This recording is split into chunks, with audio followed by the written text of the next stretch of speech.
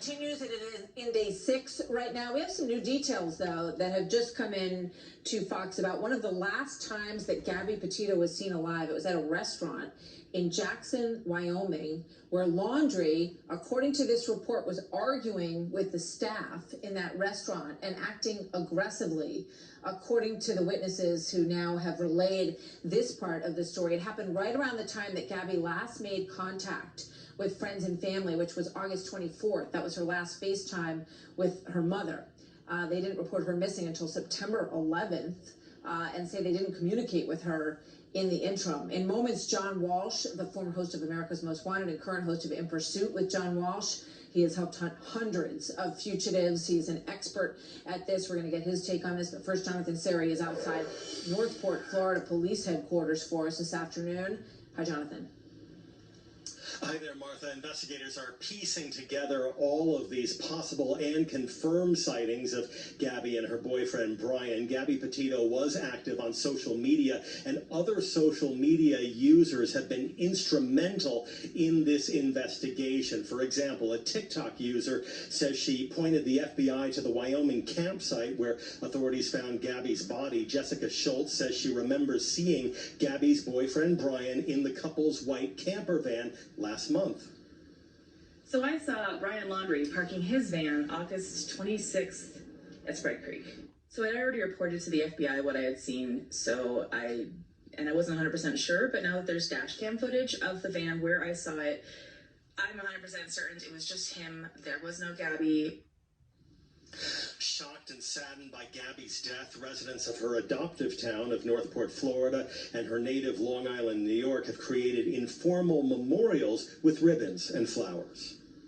I can feel what the parents feel because I lost a daughter 5 years ago, so I know what they feel like. Everyone says it's a close-knit, community, and we thought we'd come out and pay our respects. And Martha, as you know, investigators have already ruled Gabby's death a homicide, but they are still awaiting microscopic tests and a toxicology report before they can say exactly what killed Gabby. The coroner says that could take a few more days or possibly even weeks. Martha, back to you. Jonathan, thank you very much. Here now, John Walsh, host of In Pursuit with John Walsh on Investigation Discovery. He previously hosted America's Most Wanted. John, it's great to have you with us. This is another very tough story that has clearly just tugged at the heartstrings of people all across this country who have become very involved in it. What do you think about this manhunt right now? Where do you think Brian Laundrie might be?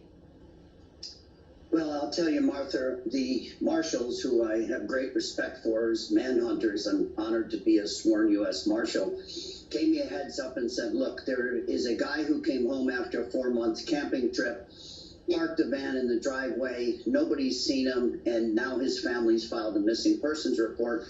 Could you get that girl on your show on Wednesday night? Well, you know what happened. In the meantime, they found Gabby's body. I wasn't that involved until they found the body, and the marshal said, now you really got to saddle up. So as you mentioned tonight, I'm doing a special of In Pursuit with John Walsh, leading with Brian Laundrie's disappearance. We did get multiple tips yesterday. Our hotline blew up because it's the people who will find this guy.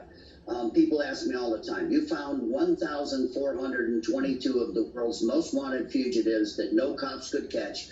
You found 17 of the FBI's 10 most wanted, 61 missing children, including Elizabeth Smart. How do you do it? It's very simple. I tell people, you can text me, you can call me. I don't trace, I don't tap the phones. I know people don't want to call cops because they think they'll get dragged into it. I don't care if you're legal, illegal, where you are, just text me or call me, and that's how I've caught all these people, because the public is my supporters. And that blogger that found his van is the reason why they were able to find her body. And the people who picked him up hitchhiking put him there in that area, hitchhiking back to his van so he could get away. So that's going to happen tonight. And I got to say one thing, Martha.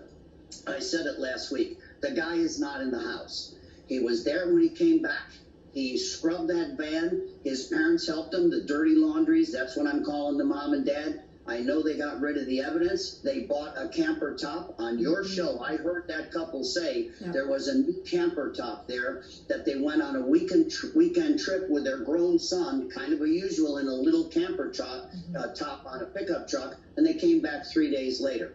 So when I heard that this lawyer, this Stephen Bertolino, this Johnny Cochran, O.J. Simpson wannabe get his 15 minutes of fame lawyer, called up last Friday and said, oh, we want to do the right thing now. We want to let you know that on Tuesday, Brian left with a backpack and he went to a swamp. Then on Wednesday, we went and left him a note. Don't hurt yourself, Brian. We're worried about you. And then Thursday, in the middle of a 60,000-acre swamp, after they left a note in the car, and how the hell did they find the car in the swamp? They brought the car home. And then on Friday, finally on Friday, Stephen Bertolino, the big talking mouthpiece for the dirty laundries, called up and said, oh, Brian's missing. He's been gone since Tuesday. He left way before that. He was in that camper when the father and mother went out. I would guarantee it. And I've been doing this 33 years. He was in that camper when they went on a little trip before she was reported missing. And they bought him 5 extra days with that ruse. That kid has been throwing red herrings everywhere. And I got to go ahead, Martha. I know you got a question. I'm fascinated by everything that you're saying. I just have about a half a minute here. Okay, let me get go ahead. Go ahead. Let me get to this.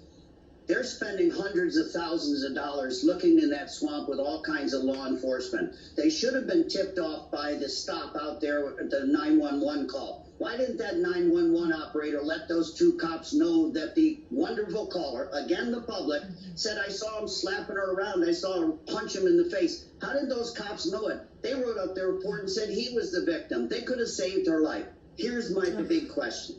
I would have put a black and white police car. This lawyer keeps talking about Fifth Amendment. Nobody wanted to talk to Brian and his parents. No one wants to violate the Fifth Amendment.